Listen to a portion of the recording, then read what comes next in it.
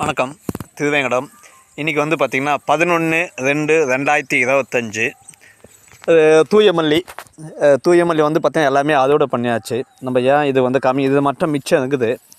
இது ஏன் காமிங்கன்னா இது கொஞ்சம் பச்சையாக இருக்குது, அதனால் விட்டு வச்சுருக்கோம். இது ஏன் இந்த அளவுக்கு பச்சையாக நல்லா வளமாக இருக்குதுன்னா, இங்கே வந்து பார்த்திங்கன்னா அந்த ட்ரம்மு வச்சுருந்தோம். ட்ரம்மு வச்சுட்டு அந்த ஊட்டச்சத்துலாம் கொடுத்துருந்தோம்.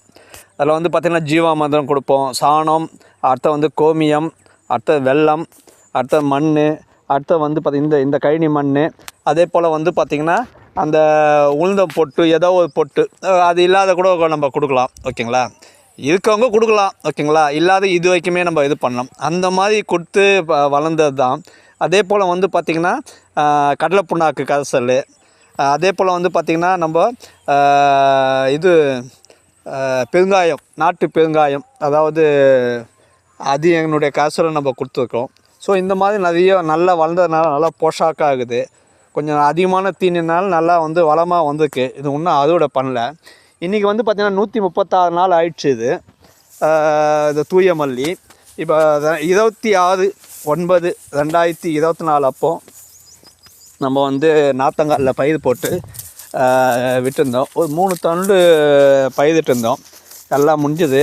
ஒரு நேற்று தான் வந்து நம்ம வந்து களத்திலே வந்து அடித்து நெல்லை பிரித்தோம். இப்போ வந்து பார்த்திங்கன்னா இந்த களத்துலேயே வந்து நம்ம காய வச்சிடறோம். தூயமல்லி 2024.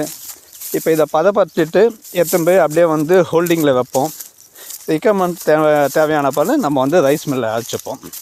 இங்கே பாருங்க, இதுவும் கொஞ்சம் பச்சையாக்குன்னு சொல்லிட்டு கை அதோட இருந்ததுனால நம்மளுடைய கன்வீனியன்ட்டு.